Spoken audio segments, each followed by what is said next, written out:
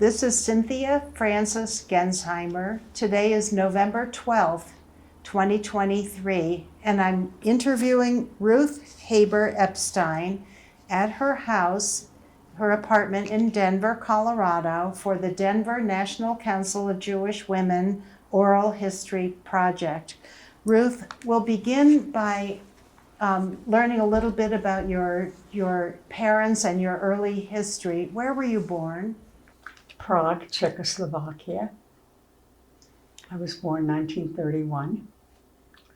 I left Europe in 1938 and arrived in America in 1941. And were your parents natives of Prague? No, they were both from Poland, but they met in Prague. And what were they doing there? My mother came to get an education, which was very rare for Jewish women and non-Jewish women, ladies, girls especially. They did not deem it important enough to give them. But my grandfather was very farsighted and thought that his daughter should go to Prague to get an education or a skill. And she did become a seamstress, a very fine seamstress that served us well for many, many years after that. And your father, what was he doing there? We were in the wholesale produce business, my father. And what was the reason that you left Prague then? It was 1938, and the Germans had already gone other places, but they came to Prague in 1938. They occupied Prague. And we did see columns of German soldiers high-stepping it with their brown chairs and the swastikas on their arm. And at that point, my mother said to my father, "We've got to leave."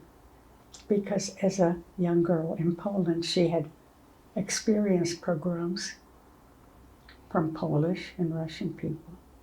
And so she said, we shall leave. And we were lucky to leave in 1938. Can you describe what your mother said she saw in terms of a pogrom when she was young in Poland? Well, they just came and sometimes they killed people, sometimes they didn't, but they destroyed so many homes.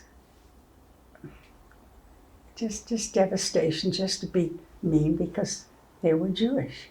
Right. And in Prague, were you old enough to be going to school at this time? Yes, I was. So I went to school to kindergarten, first grade and second grade.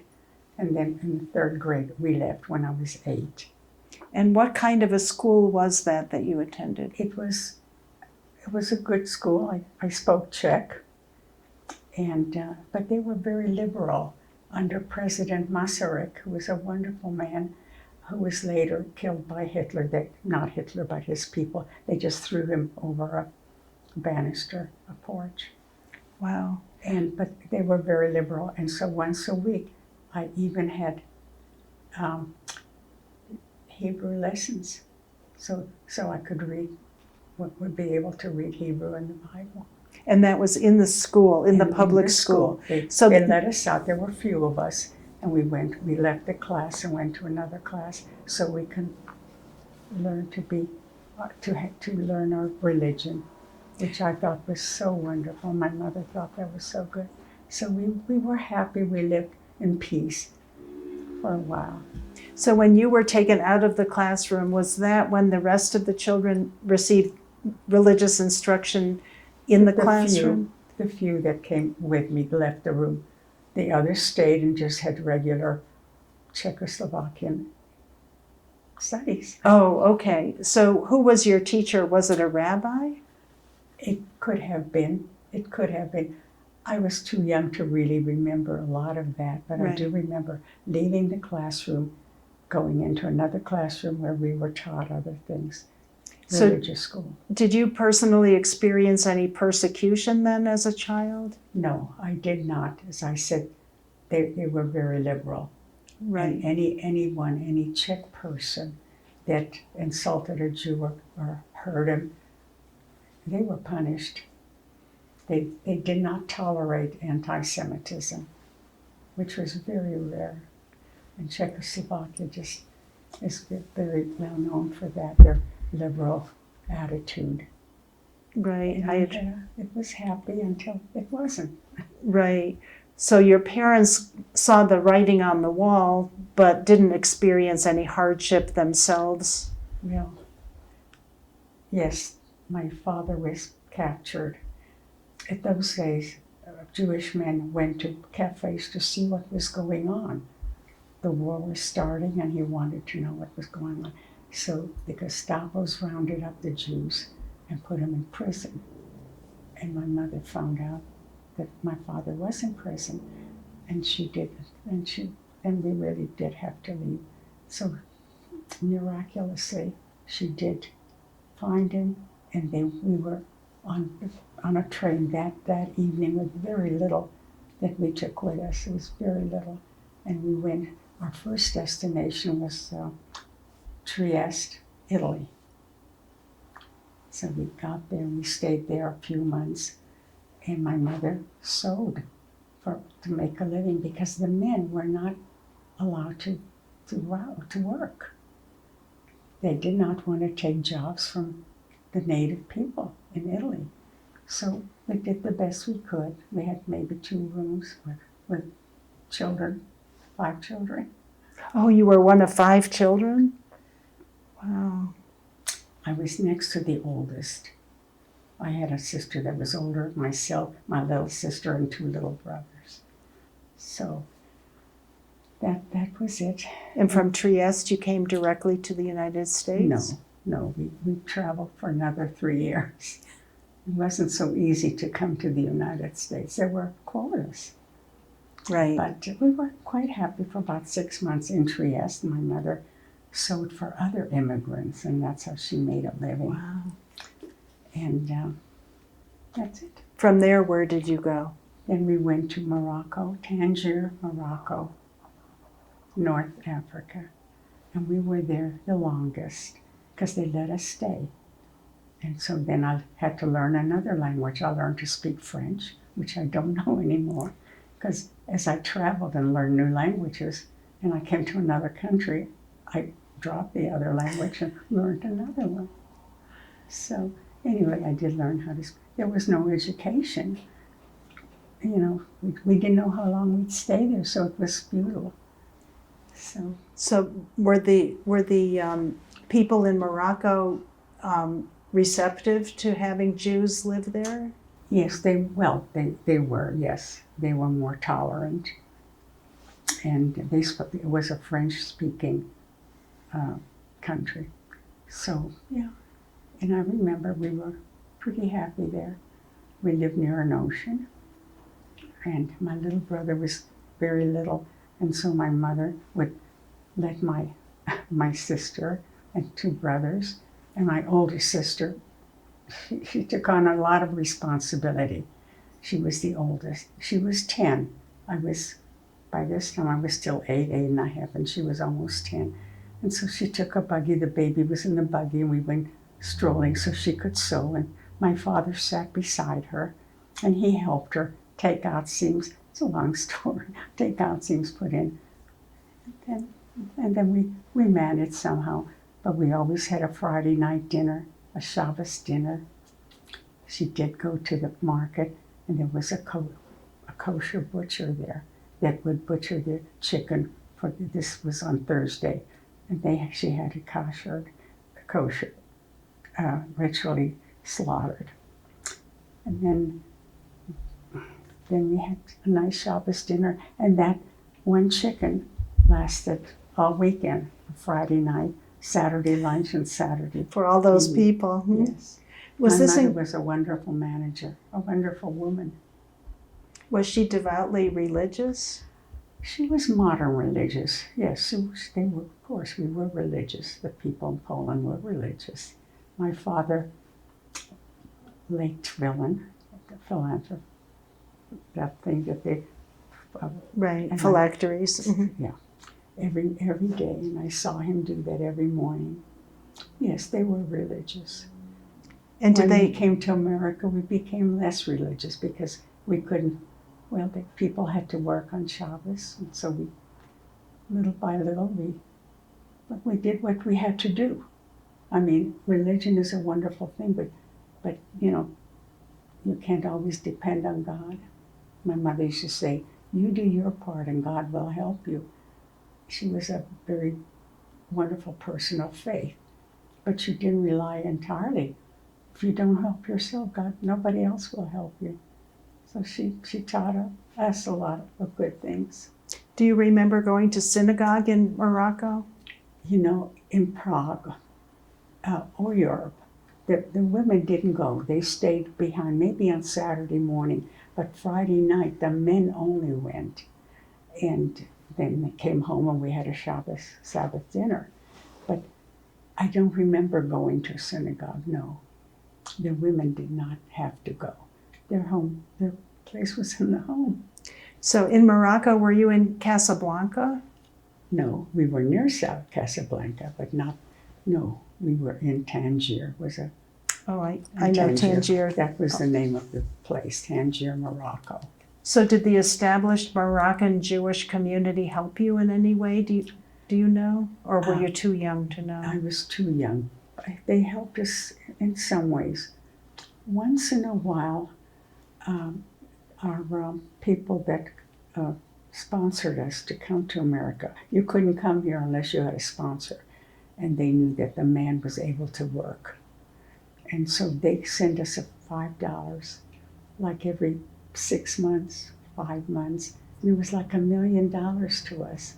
Did you say $5? $5. That's what I thought you said. $5. So who sent that to you? The sponsors that sponsored us to come to America. Oh, and who were they? Do you know who they were? Do we have time? I know we have to wrap up pretty quickly. Yeah. Has anyone else interviewed you about this? No. Could you show up at brunch at 12:20, do you think? Oh, absolutely. Don't worry. I have things here. I don't have to go down. Because I think that your story is unique and we should commit it to, is it okay with you folks if we get it on tape? Okay. Absolutely. Okay. I think you have a really important story to tell and you're very articulate and you remember enough. So if you don't mind, I thought we would just talk about your role as membership chair, but this is I think equally or much. My life is a little bit broader. Exactly. I haven't only been active in National Council, but Hadassah, and I've been president of Congregation Rodef Shalom. Oh wow! Okay. They just honored me for being there 68 years, a 68-year member. Oh my goodness! So wow. Well, let's head back to Okay. you're in Tangiers, and how did you got connected somehow to a family in the United States that agreed to sponsor you? Let's go back many years, early 1800s. My father, my grandfather, and his brothers, so my father's uncle and father, and both families came to America, 1800s. There were two families. One had 6 children, one had 5, and there was a tragic accident. 2 of my father's little brothers were killed by horses. Oh. So my mother said, my grandmother said, we're not going to stay here. I can't. America's wild. I want to go back to Poland. That family went back to Poland. My father's family, my family went back to Poland. The other family, the uncle, my father's uncle and his family stayed in America, and they established themselves very nicely. They had dealerships, auto dealerships in Duquesne, Pennsylvania, and they were very nice, and we were very appreciative. So they're the ones that send us $5. They were wealthy people, and they send us $5 once in a while, and we appreciated that. When we came to Pittsburgh, and that was our first destination, was Pittsburgh, because they all lived in Pittsburgh. My mother was very nice, and she had them for dinner. She just couldn't thank them enough. And so that's how we survived until we came here. And then my father was able to go to work. He was already sick because they had beat him in the prison when he was Rounded up in Prague. in Prague. And so he was never the same. And he did die when we finally moved to California. It's another little story. But anyway, so when the family stayed, we went back. My father's family went back to Poland. And where did they live in Poland? Well, I don't know if you know this, Turka and Przemysl. I don't think. Okay. My father was from Przemysl. My mother was from Turka. Okay. Not that it means anything. Do you remember the voyage to America on the ship? Absolutely, I do. So What was that like? well, then the third destination was Portugal. Oh, After Tangier, we had to leave after a while. They kept us as long as they could, and they did keep us as long as they could. So then we had to pick up again and go to Portugal, Lisbon, Portugal. And that was the last place we were before getting the ship and going to America. and did you feel safe in Lisbon? Yes, in Portugal, in Lisbon. Yes, we did. And again, my mother sewed, and I remember being 11 years old. In Portugal, I became 11. So my mother had rounded up a few immigrant children that we knew, boys and little girls, and we had cake. And I had a birthday party. So you And spoke soon after Portuguese? that, we came to America. Did you speak Portuguese then? No, we weren't there long enough. Oh, okay. But I did still was able to speak French and Czech and Yiddish. My mother and father spoke Yiddish. They were from Poland. And Yiddish was a language that Jews throughout Eastern Europe spoke, so it was a lingua franca. That's right. Mhm. That's right. And I did understand it. I still understand it. I don't speak it, but I do understand it. So we understood because my father and mother spoke it, so I learned how to at least understand it. I knew what they were speaking. Anyway, then from Portugal, we went. The ship that we came to America to, was named Nyassa. It was an Italian ship. There were a lot of people on there, and it was a 14-day journey from 14 Portugal, days. 14 days journey to America, New York. So when we came to New York, and I was sick a lot because, well, we didn't have great accommodations. There were so many immigrants fleeing. But I was very lucky. I was upstairs on the deck many times. And I befriended the captain of the ship, who was French. And so he said, "Where are you from?" And we kind of got, and in those days, nobody was afraid. I mean, I was up there a lot because I felt better up on deck than downstairs. So he made sure that my family got a nice cabin, 2 cabins next to each other. So we moved to a better up above, and we had better accommodations for the rest of the trip. So I was lucky. So you started out in steerage in the lowest level, and then he moved you up one flight essentially, and gave you two cabins. Whereas before, what was it like at the very beginning? It was not good. There were a lot of people with curtains separating us. So you were in something like bunk beds or cots that were Cots. suspended with curtains separating the different families? But we were able to go to a special dining room to eat. So that was nice. You were able to eat kosher food, or? Some of it was, well, we just ate mostly vegetarian because my mother would not eat the other. But we had plenty. They had plenty of things. They had a lot of nice vegetarian meals. So what year was it that you made the journey?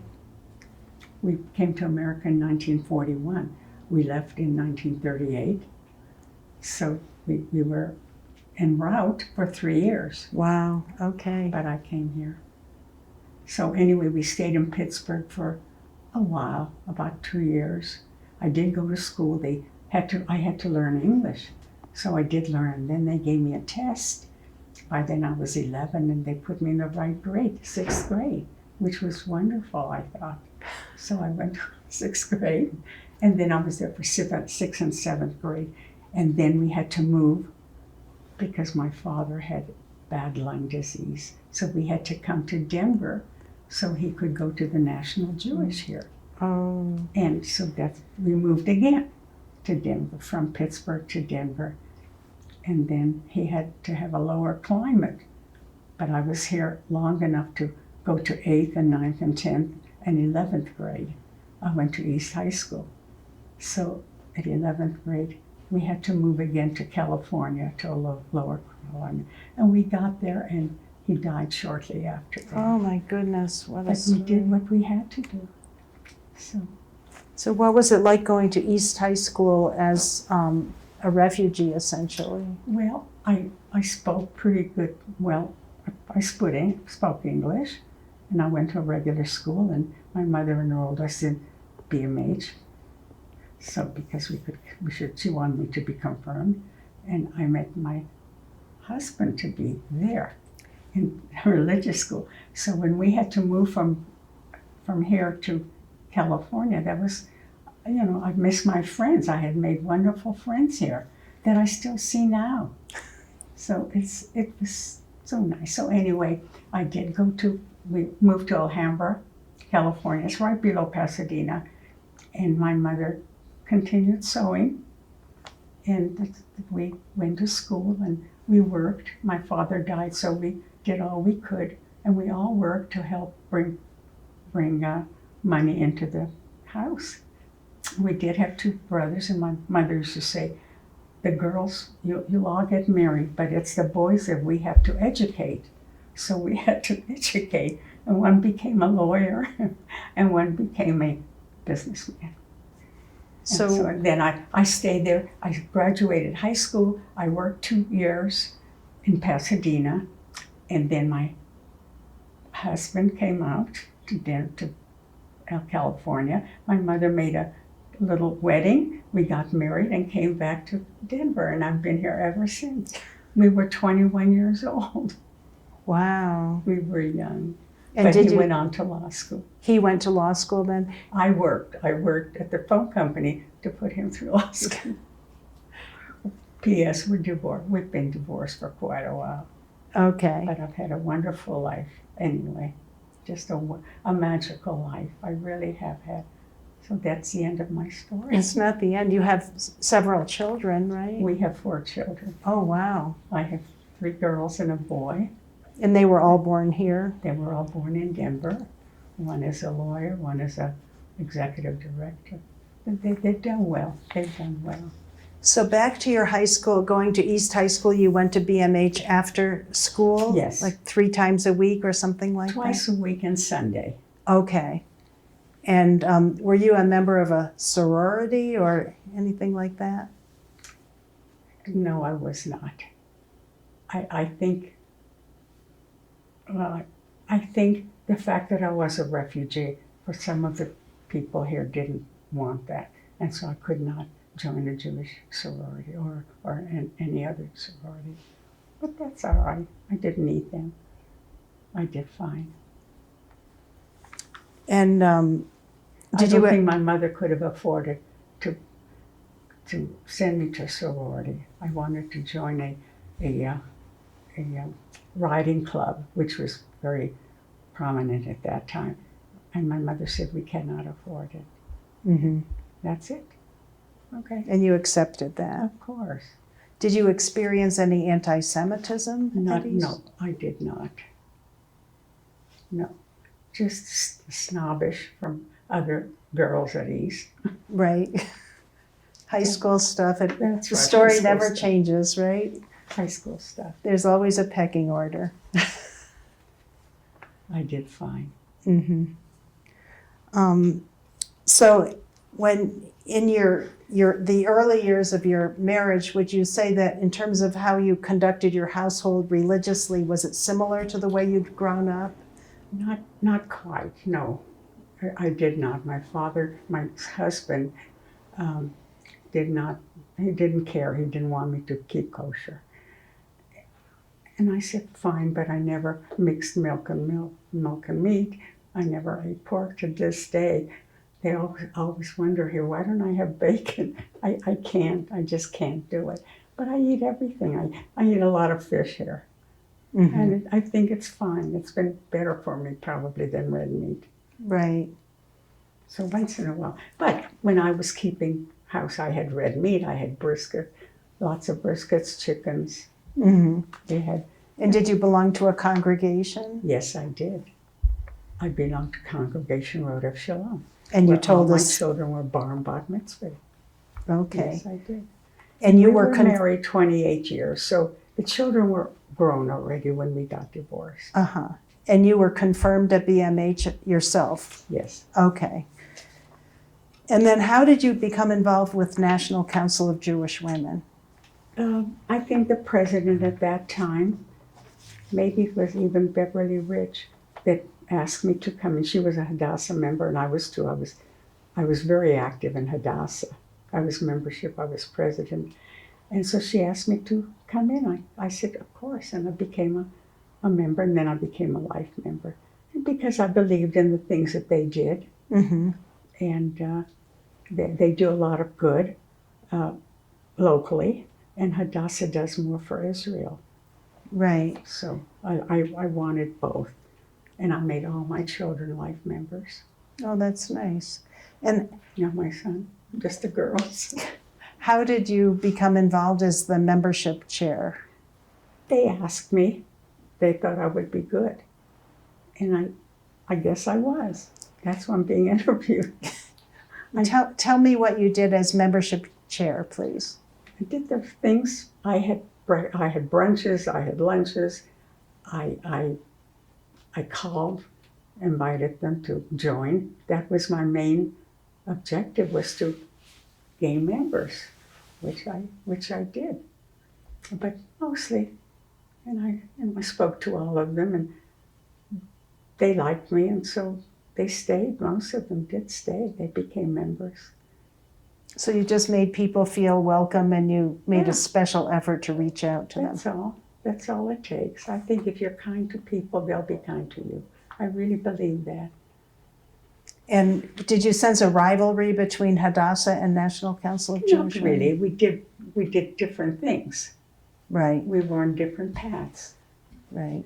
And who in NCJW did you find particularly inspiring? Charlene Spiegelman was a great help to me.